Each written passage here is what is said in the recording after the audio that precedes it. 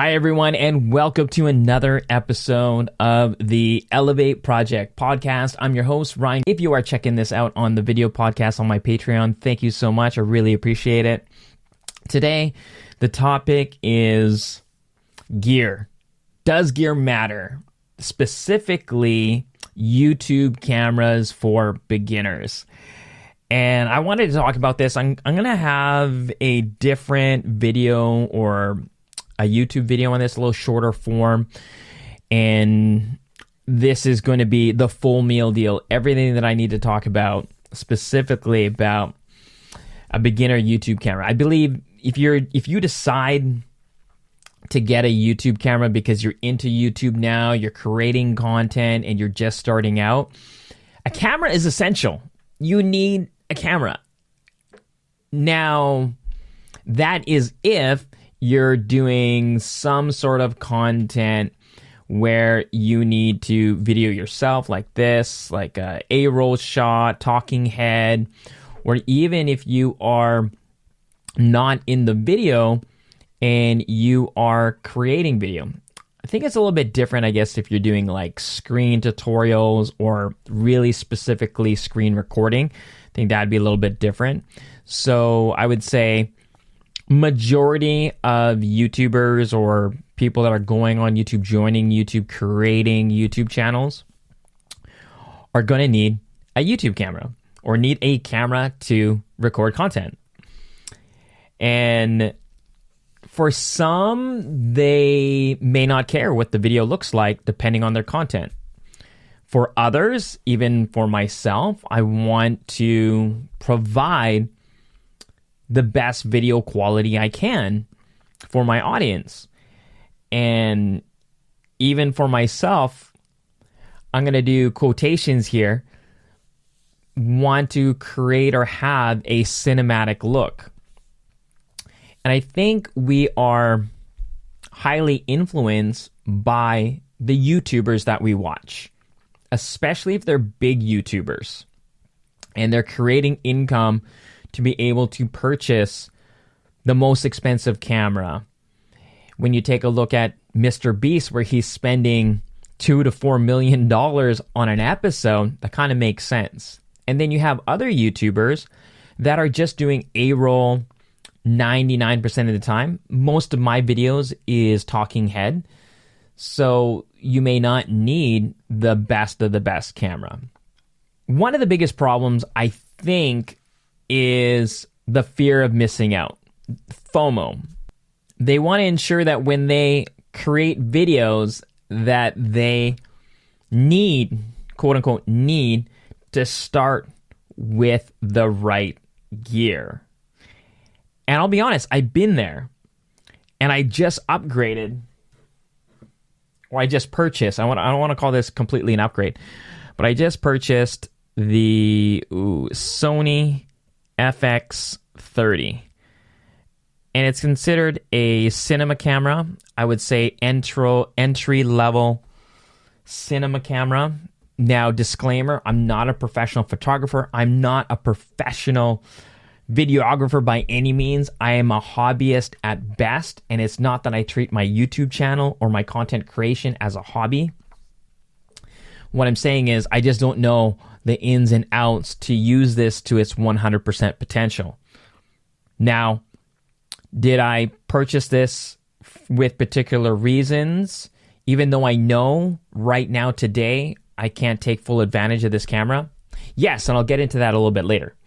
The questions always ask, do you need the latest and greatest? And obviously the answer is no. I started my YouTube channel with an iPhone. I see a lot of people that start with a basic camera and use that basic camera for years. Some people are still using their old DSLR camera that they purchased 5-10 years ago and not even 4K and filming in 1080p or high def. And there are people that have dedicated channels that are more specific to a smartphone camera or drones, etc. And so I guess that takes me to my point. When you're starting a YouTube channel, what kind of content are you planning to create? And it's safe to plan. Like if you are planning out and you decide, okay, I do want to get a mirrorless camera because, and you're justifying it for yourself based on the strategy and your vision of your channel. That's one thing. That's definitely what I did, and I'll talk about that in a moment. One thing that really stood out to me was Casey Neistat. He was talking about his gear and how he started and what he wanted to create vlogging and his vision. And he talked about gear for a moment. And he said something that really resonated with me. It wasn't about having the best gear. He did state gear matters. And it matters to, again, the content that you're trying to create. When you're first starting out, it's about using the best gear that you have available to you.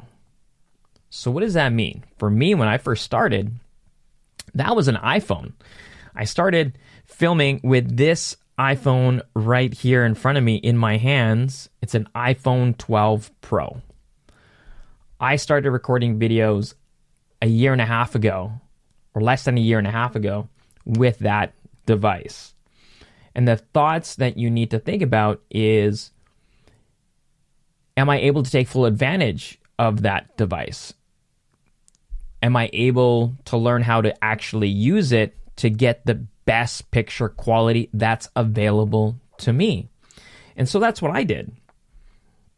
And then a couple questions when you really decide and you start as a content creator, especially on YouTube. Because I'll say this right now, YouTube isn't for everybody. And I say that because when you start, there's the idea of, I want to start a YouTube channel. And there's a lot of reasons why you should. And just because you should doesn't mean you have to. Because when you start doing the process, creating the ideas, and you start pressing record, and you're giving content that you want to help and serve people, that you're sharing your knowledge, your experience, your expertise, you may not like what you're doing. And for me, I love what I'm doing. And it has to check off 3 boxes. 1, is it right for my audience? Am I making content that my audience wants to watch? 2, is it right for YouTube? So what I mean by that, am I making a content that YouTube is willing to push to different viewers, to the right viewers? And the third one, which I think is super important for your mental health, work-life balance, and all the things, is it right for you, the creator? As long as it clicks off those 3 check marks, I think that is when you kind of realize, okay, I think I'm ready to upgrade my gear, or I want to have gear like this because I want to be able to produce a certain look or certain videos. For me, because I do a lot of talking head, I've been okay investing into just my trusty Sony ZV-E10. That was the camera that I upgraded to from my iPhone 12 Pro. And I chose the Sony ZV-E10 for a lot of different reasons. And when you're ready to invest or you're planning to invest, ensure to invest in a camera that you are willing to learn, a camera that will be an investment that you can see yourself using for a couple of years, or that camera is able to upgrade with you depending on your vision or your plan. For instance, I've seen channels that have well over 100,000 subscribers because they've just really utilized the iPhone, the way that they use it. Now, I'm not saying that they have stuck with the iPhone 6S for their whole YouTube career up to 100,000. They have upgraded their iPhone every single year and didn't stay with that. And I think that is where I kind of thought about in my own process of getting a new camera. The other thing as well is be careful of choosing the wrong camera, because a lot of the mirrorless cameras that are available today are hybrid cameras. So there is a lot of advantages of that camera for photography, and there's a lot of advantages and features of that hybrid camera for video. And depending on the camera that you purchase, it might be 80% focused on photography and only 20 or 10% available for videography. And more so if you're purchasing a used camera or an older camera, because that's what I was looking for as well. Because during the pandemic, I did want to elevate my own Zoom calls, and when it came to video, I ended up getting a GoPro. And one, because webcams were scarce. Everyone was buying webcams, and I wanted a better webcam that was better than the quality that was built into my laptop or my work laptop. And the ones that I wanted to get, I definitely had some standards that I felt were non-negotiables in order to provide the quality that I wanted on Zoom for my work, etc. And the ones that I wanted really needed to be 1080p. Did it need to be 60 frames per second? Probably not, now that I think about it. And 1080p for a couple reasons. I realized when the pandemic happened and we were all going on these Zoom calls, and some companies or some meetings you'd go into, they're using WebEx or Microsoft Teams. And because they're corporate meetings, some of them don't utilize the full bandwidth, or maybe you're on a VPN, so you can't use full bandwidth, so it doesn't slow down the meeting. There's this bottleneck that you can only receive or send out a 720p signal. And the reason why I still wanted 1080p is because if I ever had to zoom in, then it's 1080p zooming in, and I'm still getting the highest quality, even though I'm only pushing out a 720p signal. So I was also looking at the Sony A5100. So I ended up getting a used Sony A5100, which is what I'm actually using and recording for the video podcast right now, because it's just right above my desk. It's set up, and it produces pretty good quality, even recording.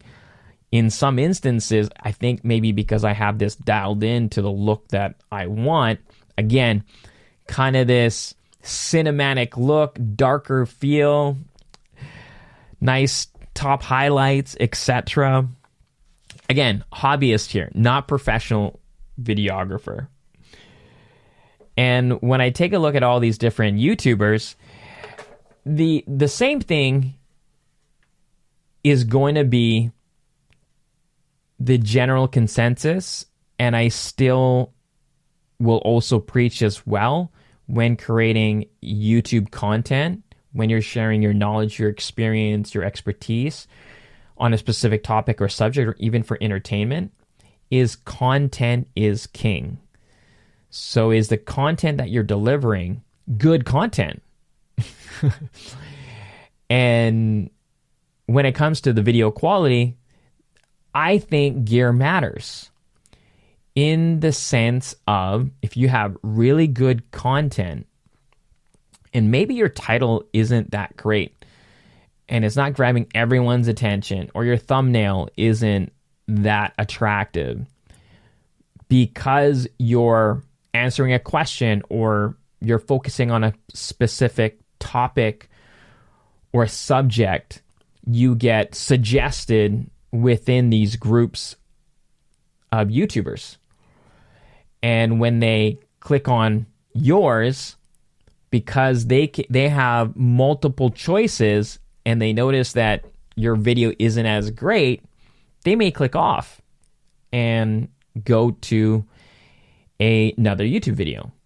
And I've experienced this myself searching for content. There's two things that will throw me off when I know that I can watch another YouTube video on the same topic or the same subject. One is the audio. If the audio is bad, even though the video quality is amazing, I'll click off and look for another video on the same topic or same subject. And then, of course, second would be the video quality, especially if I'm looking for something specific. Maybe it's a product review, or I'm looking to a how-to, and I need whatever they're doing. I need clear visuals so I can either imitate that particular skill that they're teaching online. So for me, it was important that I had really good quality. And I think that's the big question. Everyone wants good quality. I'm sure that is the case. So going back to what Casey Neistat said in a video about his gear, that makes total sense to me. If you are the average person that is, hey, I want to start YouTube, you probably don't have professional gear. I definitely didn't. I have an iPhone. I think it did great and did its purpose. Did I upgrade my camera first when I started my YouTube channel? No. The first thing that I upgraded when I started doing YouTube was my audio. I felt that was way more important, especially with the content that I was creating.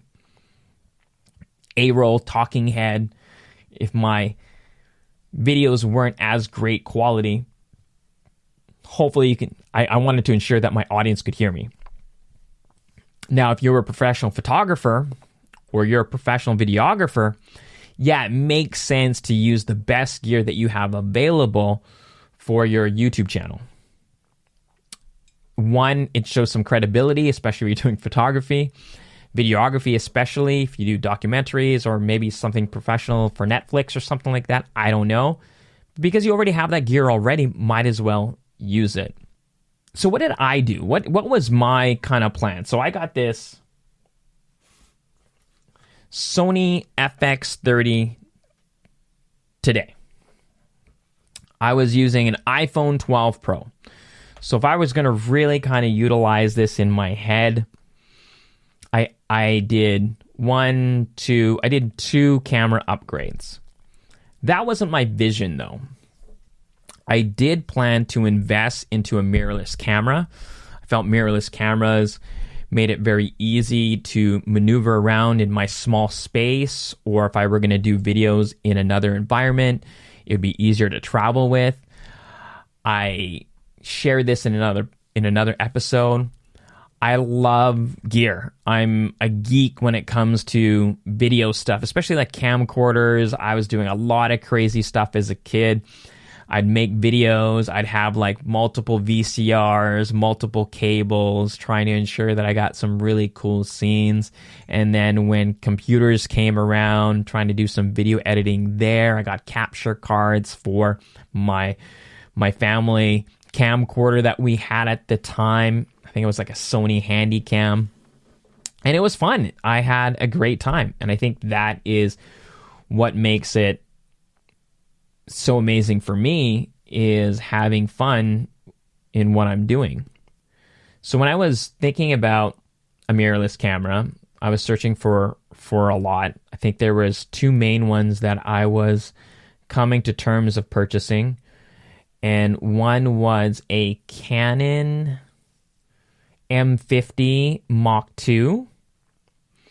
Again, it was a APS-C sensor, so smaller sensor, not full frame. It was touted as one of the entry-level mirrorless cameras and great for YouTube. And it could grow with you because it had interchangeable lenses. Mind you, I don't know how to use cameras at this time. So I was like, okay, cool. And Canon, I still think today, is a great camera brand. The second camera that I was looking at was a Sony A6400. And I was tempted to look at the Sony A6600. For me, though, for what I was doing, I think the A6400 was still going to be a great camera. And it was hybrid. I could use both cameras are hybrid, is the photography part of the camera, and did 4K. So yeah, that was one of the things that I was thinking about as well. While I was looking for a mirrorless camera, I thought about why I wanted it and the investment in it. So there were certain things in the camera that I absolutely needed, or I should say, I felt I needed. And I also wanted to purchase something that would grow with me. I didn't want to just buy a camera just for today. And I forget the YouTuber. He would do these tech reviews, and he would talk about, like, if you don't buy it nice, you buy it twice. And that holds so true for a lot of products, especially tech products, where, I'm just going to buy what I need now. And then like 3 months down the road, 6 months down the road, I end up buying an upgraded version of that because it couldn't do everything that I needed it to do. So I wanted to ensure that whatever I purchased was going to accommodate my YouTube needs today and my YouTube needs in the near future. So one was 4K. I wanted to ensure that the camera could shoot in 4K. In the Canon M50 Mark II, click that box. The Sony A6400, click that box.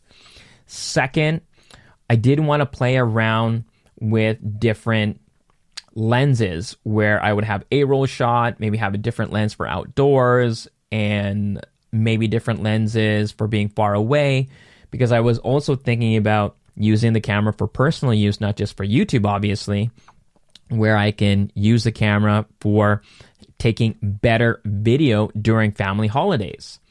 My daughter is in dance, and I've been filming a lot of her recitals for ballet, Highland dance, Irish dance. My son is in martial arts, and I've been using my iPhone. And with a better camera, I wanted to be able to elevate that video quality.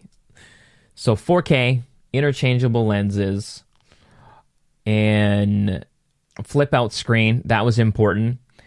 And also portable, like really light and easy to move around. So there was a couple things. And streaming.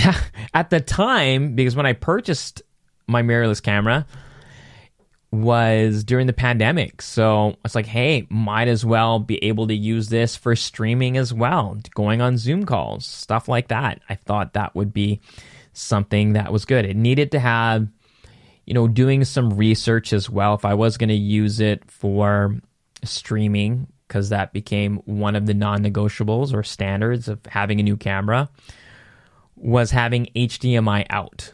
HDMI out. Or sorry, not HDMI out. HDMI out, yes. Clean HDMI out. So I was kind of deciding back and forth. Go Canon, Sony, both great brands. And then when it came to the Sony, I got the new Sony ZV-E10 at the time just got launched. And great reviews.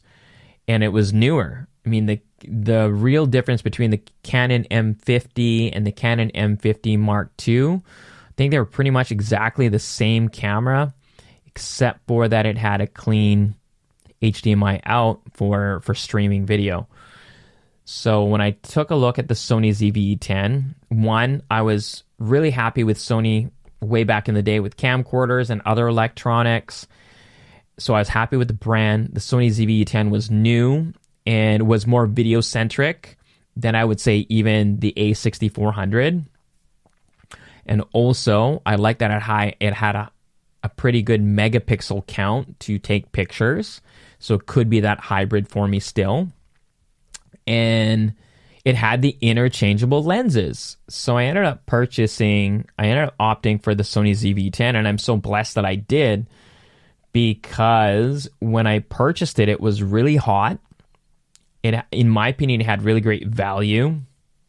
I bought it with the kit lens, so I knew I didn't have to purchase a lens for a while if I decided to buy a third-party lens.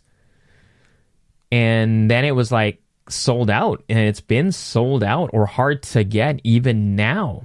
And anytime I see it when I see it used, it sells really, really fast for top dollar. So I feel really blessed that I was able to get the Sony ZV-10 and use it for my YouTube channel, and has done wonders. It's been great. So I guess what I was looking for was, one, I started using the iPhone. I upgraded my audio first. And before I wanted to upgrade my video, just to kind of summarize, I wanted to ensure that I enjoyed the process of creating content, enjoying the process of coming up with ideas, filming the ideas, creating a script, or at least the main ideas of the video, and posting the videos, marketing the videos, doing all the things to ensure that, one, it's right for my audience, two, it's right for YouTube to push out, make it easier for YouTube, and that it was right for me. I wanted to create content that I love to deliver, content that I know that will help and serve people, and YouTube to push it out to the right people and make it easier for them to search for it. And so my vision with the Sony ZV-10 was really just to ensure that I got that high quality. And I thought to myself, there was a period of time when I was editing and watching, and again, being influenced by other YouTubers, I had this vision that I wouldn't get rid of the Sony ZV-10 if I end up upgrading a camera. My goal has always been to have the ability to do a multicam setup. So either having one main camera, having a second angle, or a top-down camera shot to do top-down videos. So what I've done is I use the Sony ZV-E10 as my main camera, my A-roll camera, and I use my iPhone 12 Pro as my second angle or my top-down shot, mainly my top-down shot for different YouTube videos. Because during the last 15, 16 months, I haven't really had to use a second angle. A couple reasons, just the space of my office or my studio where I'm filming in, and also the kind of content I was doing a lot of screen recordings to do some tutorials on different things, and that helped break it up a little bit. And I also wanted to give myself time to learn the camera, so when I do get another camera, I can really be better at doing B-roll and doing all the other things that I can utilize to have a second camera. So the Sony ZV-10 I knew I was going to keep regardless. And then when I decided, okay, I think it's time to get a new camera for my A-roll, I was actually looking at full-frame cameras. I thought that was the next necessary step. And so I was looking at a lot of different cameras before the Sony FX30. And without dragging this out too much, because I'm going to have a YouTube video specific to the reasons why I chose to purchase the Sony FX30. But to make it really short, is the Sony FX30, when it was launched or announced, I shouldn't say launched, when it was announced, is the value that you get with this camera.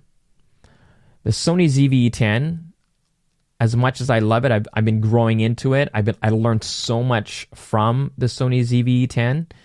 Am I starting to outgrow it? It's not that I'm starting to outgrow it. I want to learn more things.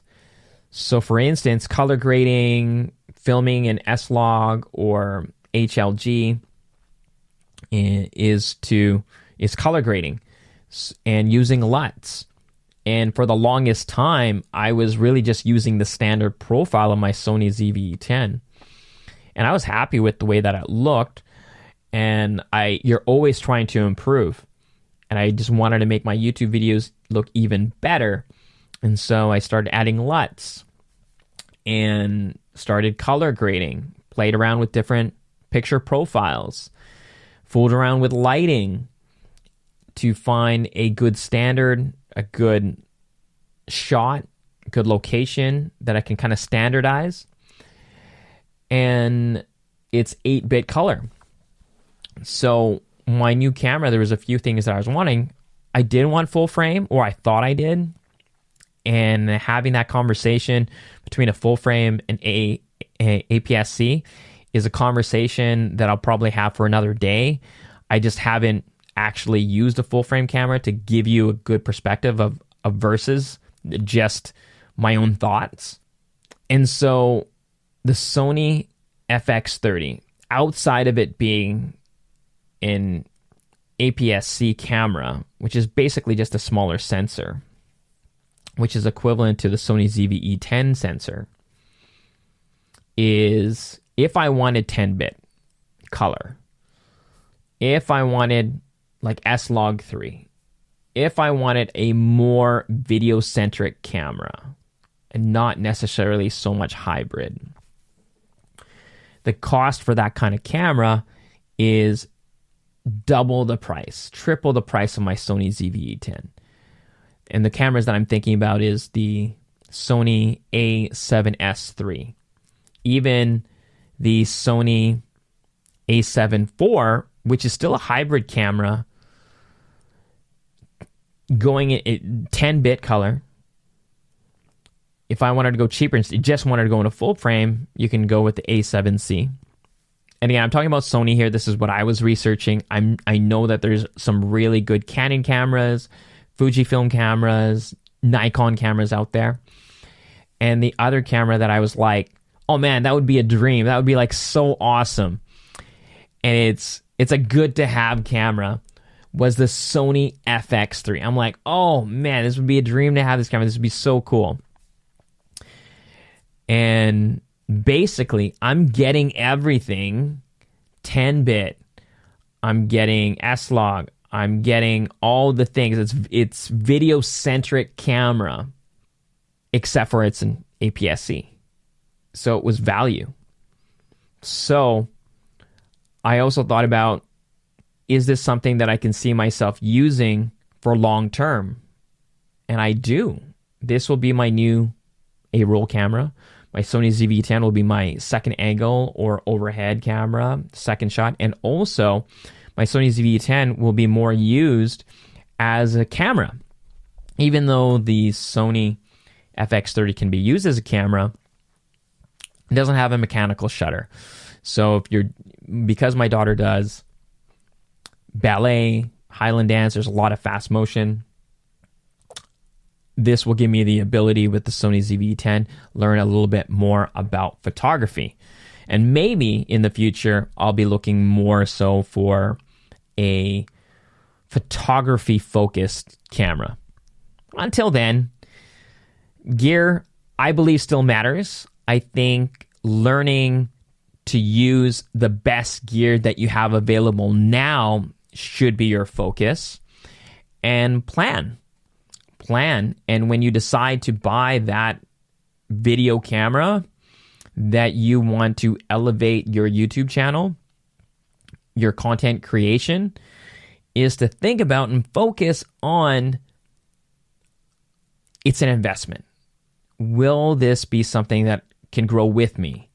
Now, of course, like I said, this is just my opinion. These are just my thoughts. This is what I did. If this helps and serves you, amazing, and I hope it does. And that is this episode. Thank you for listening. If you find value in content like this, I'd really appreciate it. Just go into your Apple Podcasts or Spotify and rate this episode, rate my podcast, share my podcast to people that you feel that would help them or be entertained or a great voice during their commute to work. And if you want to see the video version of this podcast, you can also find me on Patreon. So I'll have those links in the description. regardless if you're on Apple Music or Apple Podcast, Spotify, or your favorite podcast player. Be safe, stay awesome, and I'll catch you in the next one.